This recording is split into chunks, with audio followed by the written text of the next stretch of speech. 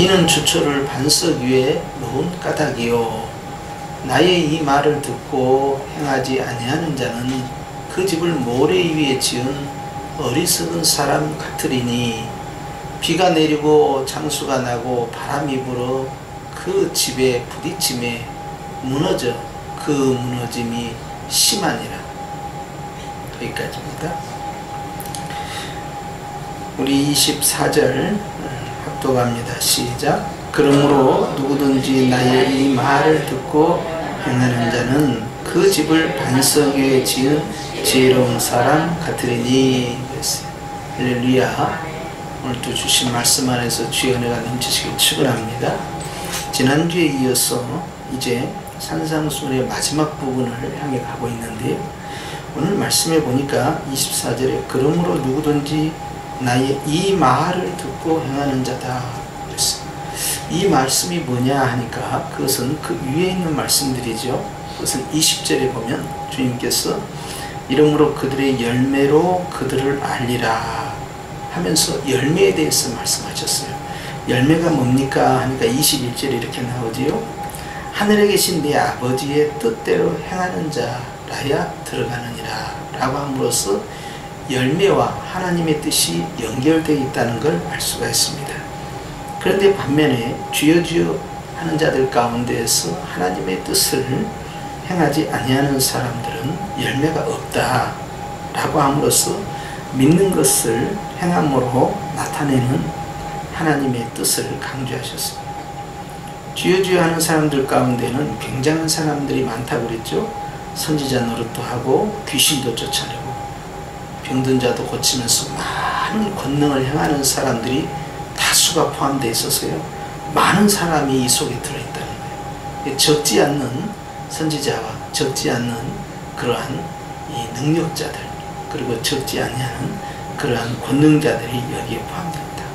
우리가 생각했을 때는 성령이 임하셔서 능력을 받아서 섬겼기 때문에 당연히 천국 백성이고 당연히 하나님의 인침받은 그런 성도라고 생각했는데 오늘 주님은 그것은 또 별개다. 그래서 그 사람이 하고 있는 역할, 직분, 즉 그 사람이 선지자이기 때문에 귀신을 쫓아내기 때문에 병든 자를 고치고 많은 능력을 행했기 때문에 구원받는 것이 아니다 하는 거죠. 자, 그러면서 주님은 아버지의 뜻대로 행하는 자 21절 그것이 바로 열매 20절을 의미하는 것인데 자 그러면서 주님께서 23절에 이렇게 행하지 못한 사람들은 불법을 행하는 사람이다 라고 정리를 또 해주셨어요. 그러면서 24절에 그러므로 이렇게 시작합니다. 누구든지 나의 이 말을 듣고 행하는 자 즉 아버지의 뜻대로 행하는 자 그래서 열매 있는 그러한 것들을 보여주는 자 내가 주님을 믿는다라는 그것을 마음으로 믿고 입으로 시인하는 것처럼 말이죠. 내가 주님의 뜻대로 삽니다 하는 것을 우리 삶 가운데에서 증명을 해야 돼요. 그걸 한 단어로 말하면 바로 순종입니다. 여러분 이 단어를 굉장히 소중히 여겨야 합니다. 순종. 그래서 내가 믿습니다. 믿는데 내가 행함 있는 믿음으로 가겠습니다. 그럼 반드시 순종 이것입니다. 그 순종하는 성경에서 말씀하신 대로 지시하신 대로 계시하신 대로 내가 믿는다면 순종해요. 순종하면 믿는 것이 되는 거예요. 순종하면 행함이 있는 것이에요. 그래서 순종이냐 불순종이냐 이것이 아버지의 뜻대로 행하는 거냐 행하지 못하는 거냐 하는 거죠. 하나님의 뜻이라면 순종하라는 것입니다. 그래서 그렇게 하지 않는 선지자도 있고 그렇게 하지 않는 그런 귀신을 쫓아내는 자도 있고 많은 권능을 행하는 자도 있다는 것이 놀라운 거예요. 어떻게 순종하지 않는데 그런 능력이 나타날 수 있느냐 하는데 여러분 성령의 은사와 하나님의 구원의 이 생명책에 기록된 것과 분리되어 있다는 걸 주님은 말씀하고 있어요. 그렇기 때문에 능력을 행했다고 해서 그것이 구원의 보증도 아니고 그것이 구원받은 자의 증표도 아니에요. 그렇기 때문에 주님께서는 네가 정말 하나님의 뜻대로 행한다면 즉 열매 있는 삶을 원한다면 순종했느냐 네가 하나님의 말씀대로 행하는 것 즉 순종을 말하면서 반대는 불법이다 불법을 행하는 자들이다 라고 하죠. 그러면서 24절 말씀에 만약 이렇게 불법을 행하는 자는 그 집을 반석 위에 지은 듣고 행하는 불법이 아니고 행하는 자는 집을 반석 위에 지은 지혜로운 사람과 같다 라고 해요. 그래서 주님이 이제 왜 집으로 표현하셨을까? 다른 걸로도 표현하실 수 있는데 주님께서는 우리의 삶 자체를 집으로 그렇게 예시를 하셨어요. 사도 바울은 고린도 교회에 우리가 다 자기 집이 있다는 거예요. 그러면서 이제는 손으로 짓지 아니하는, 무너지지 아니하는 하나님이 지으신 집이 있다 라고 말씀해요. 자, 천국에 대한 이야기예요. 그러면서 집이 무너질 때가 있다는데 그 집의 첫째가 육체입니다. 육체. 우리의 몸이 바로 집이에요. 나는 하나님의 집이거든요. 근데 이 집이 무너질 때가 있다는 거예요. 그러나 천국에 가게 되면 주님이 지으신 집이 기다리고 있다. 자, 그 집은 궁극적으로 어디를 향합니까? 예수님이 재림을 통한 부활이에요. 부활의 축복을 주님이 말씀하는 것이죠. 그래서 우리가 지금 당장 죽으면 영혼만이 천국 가는 것이 육체는 못 가는 거예요.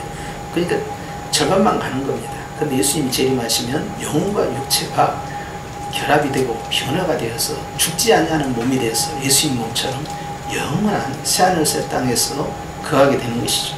그것이 바로 이제 새 예루살렘의 우리의 모습이 되겠다는 것이죠.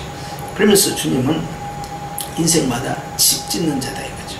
그래서 우리의 육체를 가지고 우리는 우리의 삶이라는 또 집을 집니다. 그래서 내일이라는 세상은 아무도 가보지 않고 깨끗해요.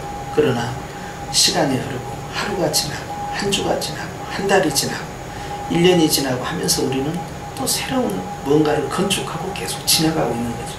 그런데 집을 잘 지으라는 것입니다. 첫째는 심령의 집을 잘 짓고 그 다음에 현재의 삶의 집을 잘 지어야 한다. 그런데 성공하는 그러한 사람, 하나님 앞에 인정받는 사람은 어떠냐? 지혜로운 사람이 돼야 되는데 반석 위에 지어야 되지 않느냐? 이 반석의 장점이 뭡니까? 25절 시작. 비가 내리고 창수가 나고 바람이 불어 그 집에 부딪힌다고 그랬어요. 그러니까 여러분 비도 있고 창수도 있고 바람도 있다. 그것은 많은 시련과 고난과 환난이 있다는 거예요. 그리고 내 환경을 뒤집어 엎을 만한 그런 엄청난 외적인 공격들과 도전이 있다는 거예요. 그럼에도 불구하고 주님은 그런 환경을 변화시키는 것이 아니라 그 환경을 능히 이길 수 있는, 감당할 수 있는 견고한 집을 지어야 되는 것이다. 그래서 그런 집은 이 주춧돌을 말이죠. 반석 위에 놓은 까닭으로 무너지지 아니한다 했어요. 그래서 시험에 들지 말게 하옵소서 주님이 가르쳐주는데 이 시험은요. 시험을 만나지 말게 하옵소서라는 뜻이 아니라 시험에 만나도 그 시험에 내가 무너지지 않게 하옵소서 하는 뜻을 가지고 있어요. 그래서 야고보서 1장에 보면 너희가 여러 가지 시험을 만날 것이다. 그러나 너희는 온전히 기뻐하고 즐거워하라 라고 말씀해요. 그래서 우리에게 어떤 시련이 오고 어떤 역경이 와도 그것이 중요한 게 아니에요. 야베스 기도처럼 그냥 늘 편안하고 환난 없이 늘 푸른 초장을 인도 안 받는 그러한 삶이 우리를 기다리고 있는 것이 아닙니다. 그래서 우리 앞에는 어떤 시련이 올지는 알 수가 없지만 그러나 이 모든 시련을 이겨낼 수 있는 견고한 반석의 집이 필요하다. 어떤 사람이냐? 하나님의 뜻대로 행하는 자, 하나님의 말씀대로 순종하는 자, 하나님의 하라는 대로 직진하는 자가 바로 지혜로운 자고 이런 사람이 인생의 집을 잘 지은 사람이다 하는 것입니다. 반면에 다른 사람은 어떻습니까? 자, 26절이죠. 시작. 나의 이 말을 듣고 행하지 아니하는 자는 그 집을 모래 위에 지은 어리석은 사람이다 그랬어요. 자, 모래 위에 집 짓는 사람은 아무도 없습니다.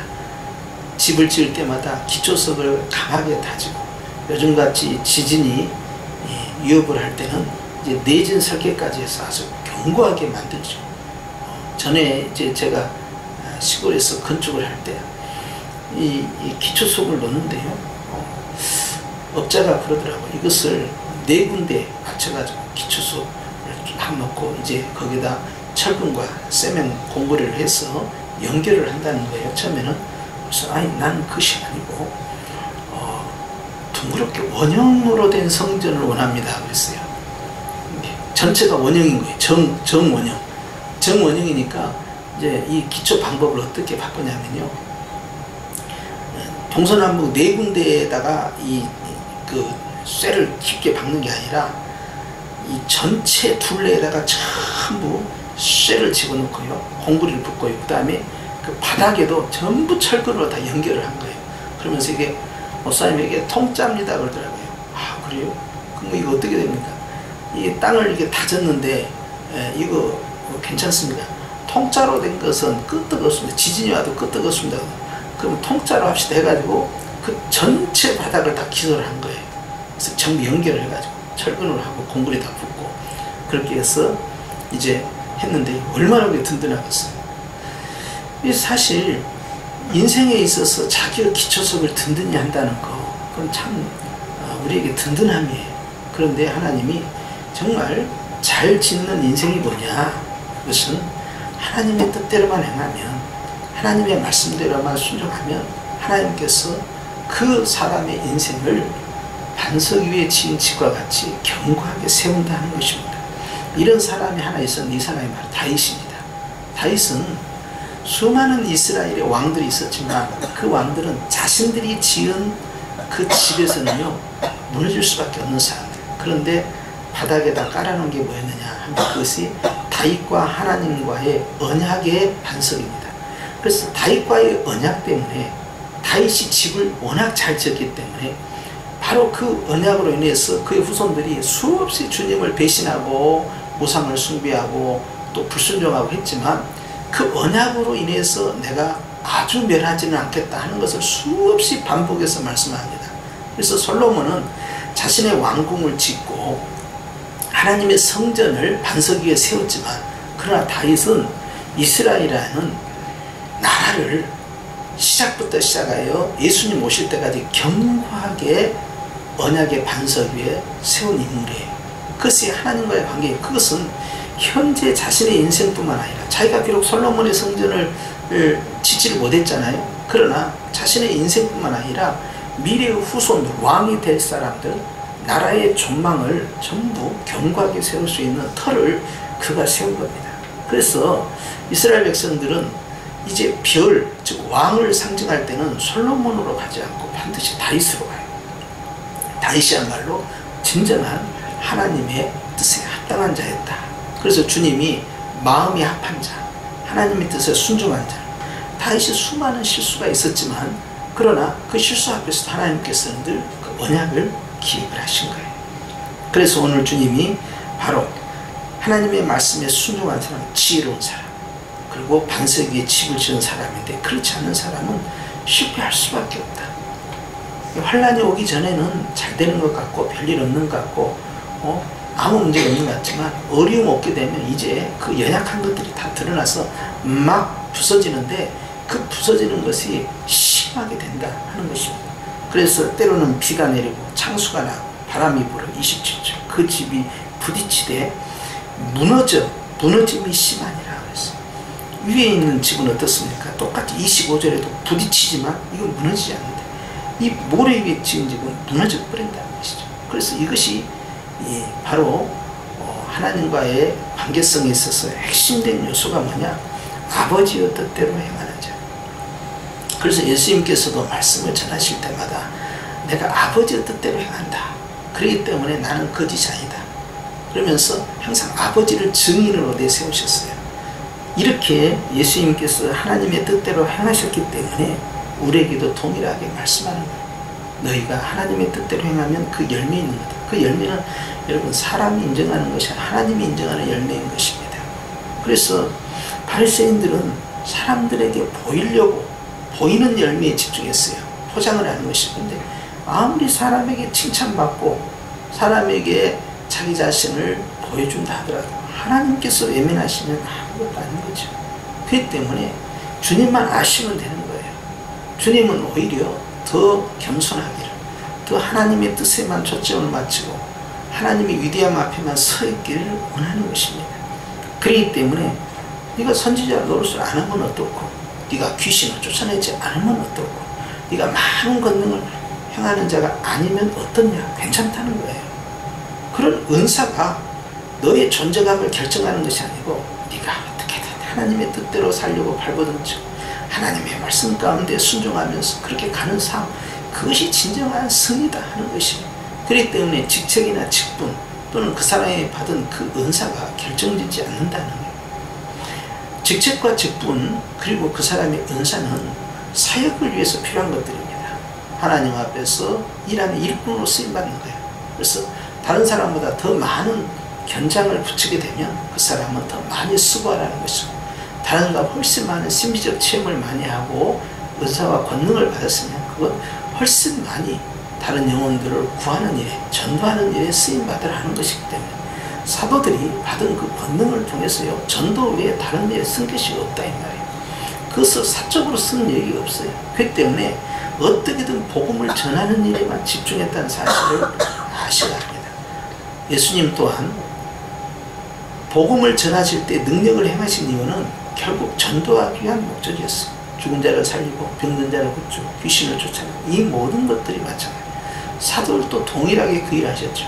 복음 전하는 일이 아닌 일에 이것이 쓰임받을 이유가 없다는 것이고 원 목적이 그거예요. 그렇기 때문에 내가 받은 그 은사가 복음 전하는 일과 연결되지 않으면 결국 실패할 수가 없습니다. 그런데 주님께서는 지혜로운 사람이라는 것은 결국 반석 위에 집을 지은 자인데, 삶의 반석 집을 잘 지을 자는 하나님의 뜻이 무엇인가를 잘 이해하고 거기에 순종하는 것이다 하는 걸 말씀하는 겁니다. 오늘날 많은 사람들이 사람 앞에서 칭찬받으려다 실족을 합니다. 또 사람에게 보여주는 일을 하다가 실패를 합니다. 그것이 오늘날 이 시대의 하나의 문화가 됐어요. 그래서 이제 셀프 홍보를 한다든지 또는 타인을 통해서 자신을 드러낸다든지 이렇게 하는 일이 굉장히 익숙해지고요. 또 그런 것에 대해서 이 위기감을 느끼지 않습니다. 그러나 우리가 마태복음 6장에서 보는 바와 같이 스스로 나팔을 불었을 때 결과가 어떻게 되느냐 하는 거예요. 기도를 하든 구제를 하든 금식을 하든 무엇을 하든 간에 사람들 앞에서 드러나기를 원하는 순간에 주님으로부터 상급은 다 사라지게 된다는 것입니다. 그렇기 때문에 하나님과의 관계성을 소중히 여기는 사람, 그런 사람은 오직 주님 앞에서 내가 가야 할 길을 가는 거예요. 나의 판단은요 중요하지 않습니다. 다른 사람의 판단도 중요하지 않습니다. 하나님의 판단은 우리에게 핵심이죠. 좁은 길로 간다는 것도 마찬가지죠. 왜 그 사람이 좁은 길로 가겠어요? 힘들고 비집고 말이죠. 그리고 인기가 없어요. 많은 사람이 따르잖아요. 근데 그 길을 가는 것이 하나님의 뜻이기 때문에 순종하고 가는 거예요. 그런데 그 열매는 주님이 보신다는 거예요. 다른 사람은 보기에 저 사람은 어떻게 저렇게 살다가 갈까? 그렇게 생각할 수 있잖아요. 이해 안 되는 죽음이 참 많아요. 신학교를 다니다가 소천한 분이 없는가? 신학교 졸업하고 목사 안수를 받기 전에 소천한 분이 없는가? 성교지로 가자마자 그냥 죽임을 당한 분이 없는가? 이해할 수 없는 일이 너무 많아요. 기도하려고 하다가 그냥 홍수에 떠밀려서 익사를 하지 않는 사람이 없는가? 우리가 생각했을 땐 그것은 아닌 것 같은데 그런 일이 너무 비일비재하게 일어날 수 있다는 거예요. 그럼 상상할 수 없는 일이죠. 어떻게 그런 일이 일어날 수 있냐 이 말이에요. 그런데 그 하나님의 뜻을 우리가 다 어떻게 알겠습니까? 왜 데려가요?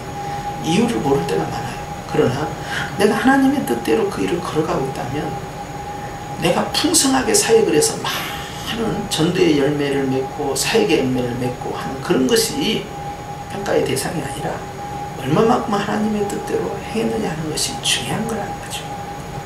그래서 주님은 오늘도 주여 주여 하는 모든 성도들에게 말씀하는 겁니다.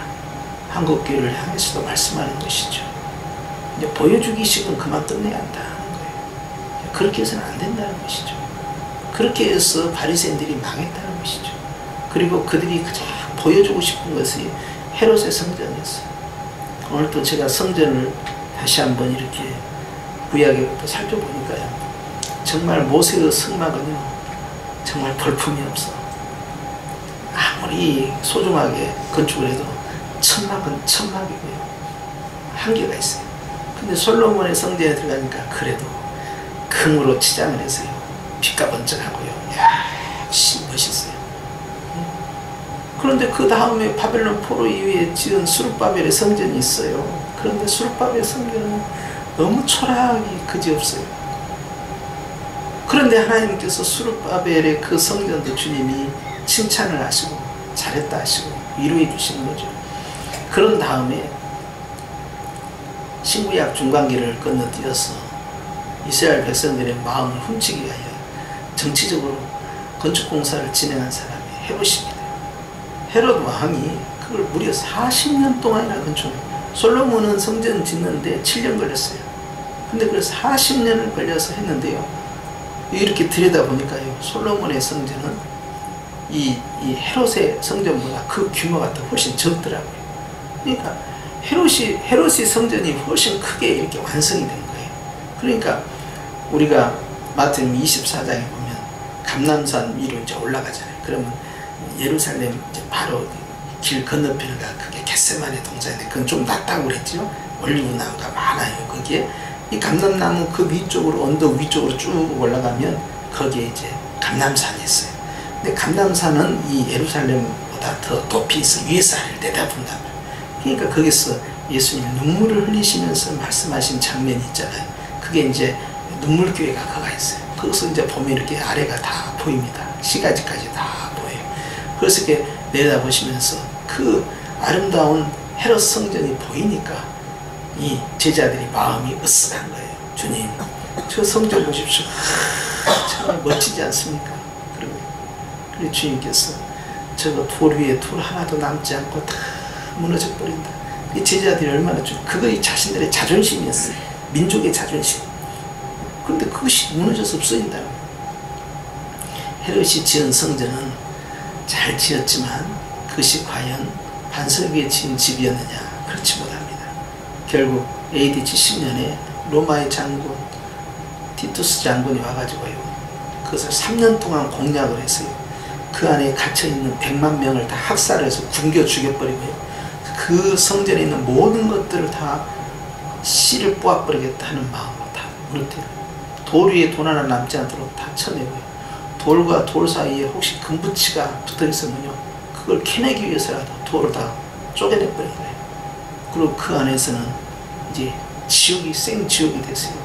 사람이 사람을 잡아먹는 일까지 발생하는 대학살이 시작된 거죠. 자, 그것이 반석 위에 지은 집이 아니에요. 나라를 지을 때도 반석 위에 짓고 싶고, 교회를 지을 때도 반석 위에 짓고 싶고, 인생을 지을 때도 반석 위에 짓고 싶고, 다 반석 위에. 그래서 우리가 첫돌 예배 드릴 때도 아예 미래의 인생을 위해서 축복해 준 게 뭡니까? 반석 위에 잘 지어서 잘 자라나가라 하는 마음을 해주잖아요. 그런데 오늘 주님께서 그런 헤롯에 보여주기식 그런 정치적인 그러한 건축물은 기뻐 받으시지 않는, 심지어는 주님 이 성전을 내가 사흘 만에 세우리라. 물론 예수님의 몸을 말씀하신 거였지만 결국 그 헤롯의 성전은 무너져버리고 말고 육으로 지은 성전이 아니라 영으로 지은 성전이 세워져 있는데 그것이 바로 예수님을 믿는 저와 여러분이 되는 것입니다. 성령으로 우리를 성전 삼으신 거죠. 그러면서 피로 사신 교회다 라고 말씀해요.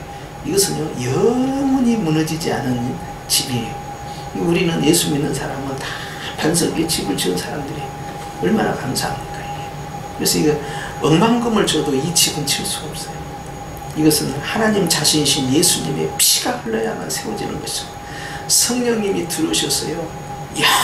영원토록 떠나지 않아요. 함께한 이 만극한 은혜를 우리가 받았다고. 그러니까 예수 믿는 사람은요, 헤롯이 지은 그 성전보다 억만 배 더 귀한 존귀한 자가 되는 것이고, 하나님 보시기에 신이 아름답다라는 말씀이 창세기에 많이 나오잖아요.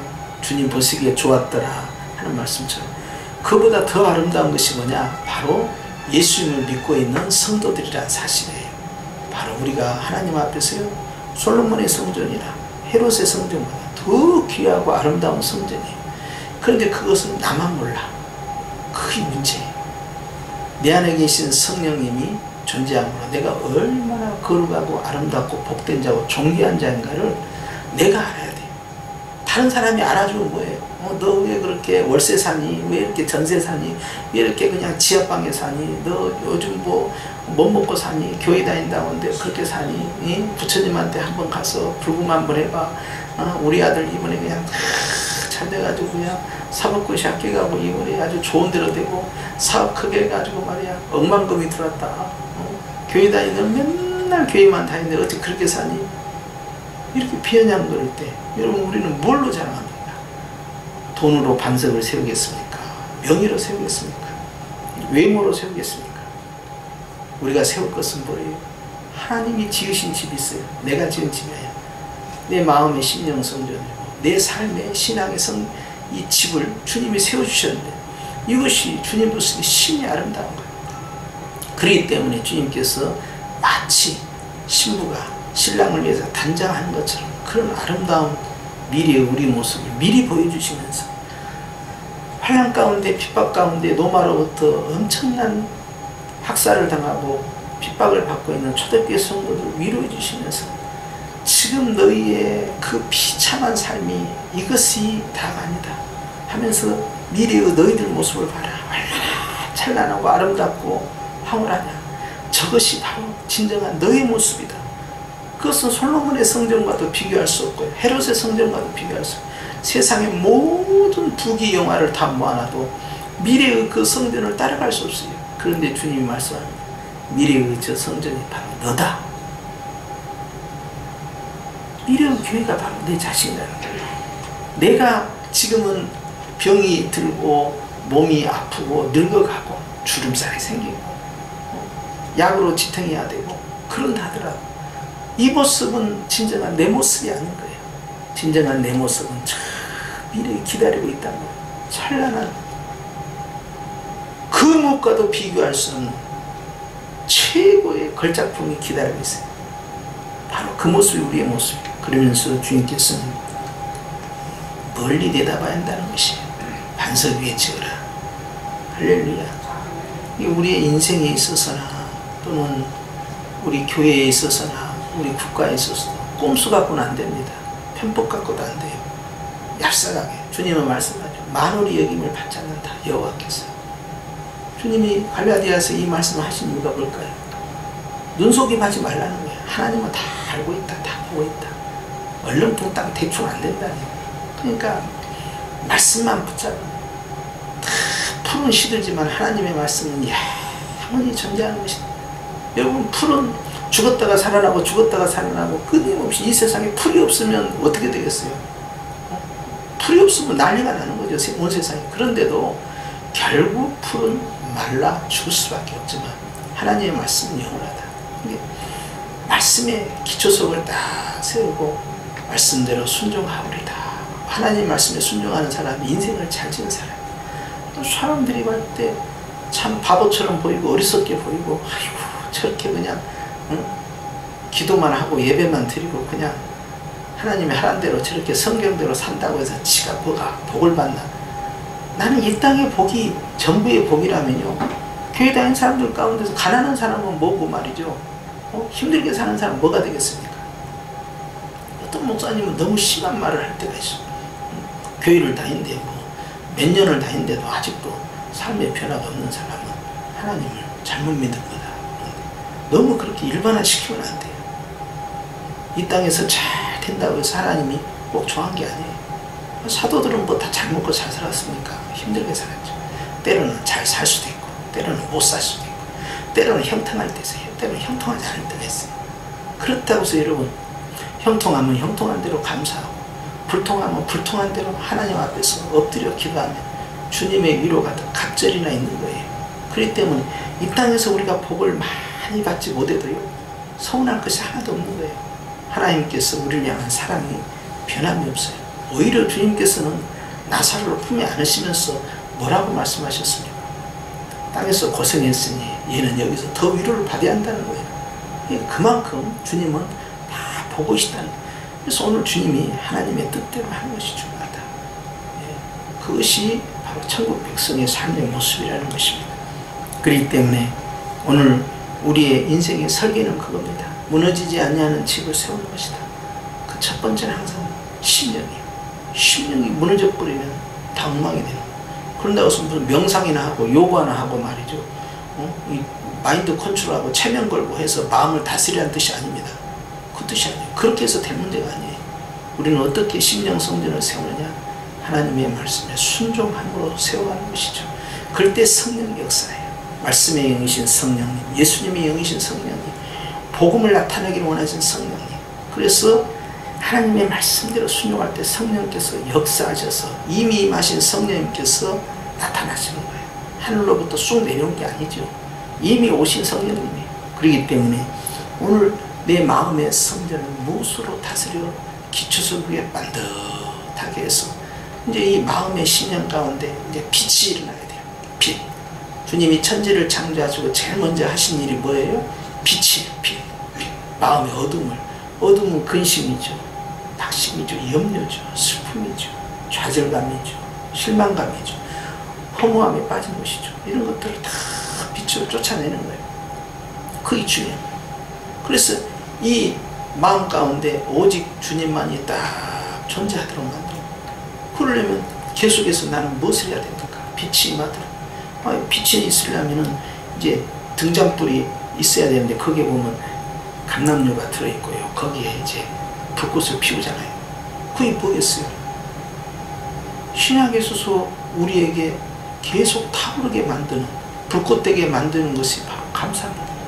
그렇기 때문에 모든 일에 계속해서 감사하고 항상 기뻐하라 하는 말씀처럼 심령을 빛으로 막 드러내는 거예요. 심령이 무너져 버리면 다 끝장나는 거예요.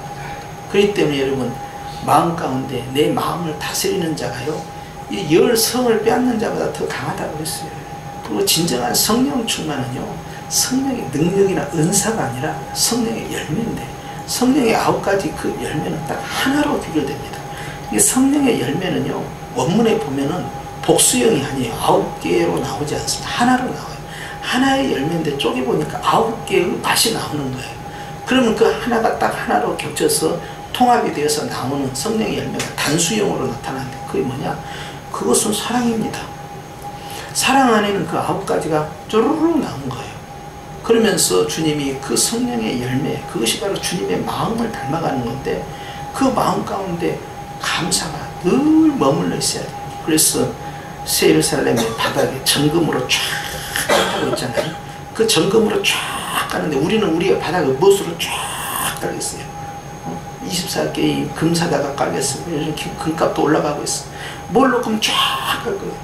돈으로 깔면 안 돼요. 월급으로 깔면 안 돼요. 수입으로 깔면 안 돼요.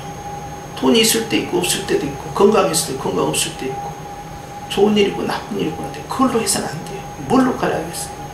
항상 감사로 쫙 깔아야 돼요. 그러면 주님께서 놀라운 일들을 해놔야죠.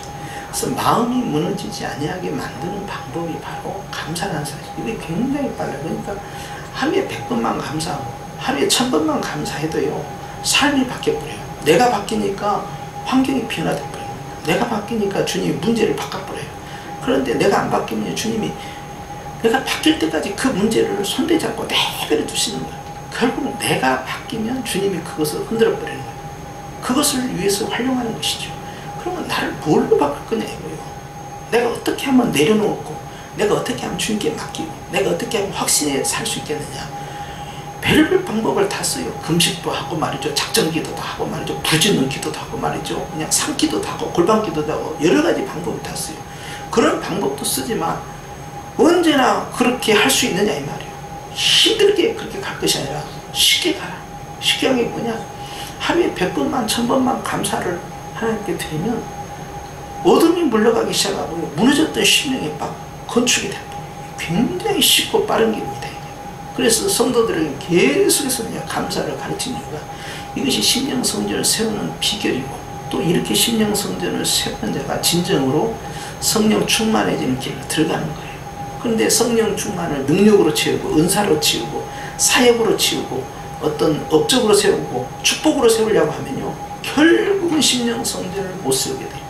그래서 성령의 충만함, 심령 성전부터 감사로 시작을 해야 한다 하는 것입니다. 그리고 오늘 결정적으로 주님은 반석은 뭘로 깔 것이냐? 하나님의 뜻대로 행하는 자, 곧 순종으로 간다. 그렇기 때문에 하나님께서 우리에게 순종을 요구하실 때요, 아브라함이 할례를 받기 전이었고 아브라함이 아브라함으로 바뀌기 전에 그가 이름을 갖고 있을 때 주님께서 창세기 15장에 하나님이 그에게 약속을 하셨어요. 그 약속이 뭐였냐? 자식이 없어요. 애를 못 낳아, 부부지간에. 그러니까 자식이 없는 상황에서 주님이 말씀하신 거예요. 저 하늘의 별을 봐라. 저 무수한 별, 네가 셀 수 있느냐? 셀 수 없지. 저 별과 같이 네 자손을 주겠다. 이게 믿어지겠어요? 자식이 한 명도 없는데 자식을 또 못 낳아. 나이가 벌써 몇 살인데 다 70이 넘어간단 말이에요. 날 수가 없어요. 그런데도 주님께서는 그 말씀을 주시니까 아브라함이 그걸 아멘 하고 받아들였어요. 그렇게 믿으니까 그걸 의롭다, 즉 네가 잘했다 하고 칭찬해서 믿음의 의인이 된 거예요. 이걸 갈라디아에서 3장에서 강조하는 거예요. 아브라함이 어떻게 의인이 된 줄 아냐? 할례를 지키고 율법을 지킴으로 된 것이 아니라는 거죠. 그가 하나님의 말씀을 믿으니까 의로움이 됐다. 그 믿음이 바로 순종이 된 거예요.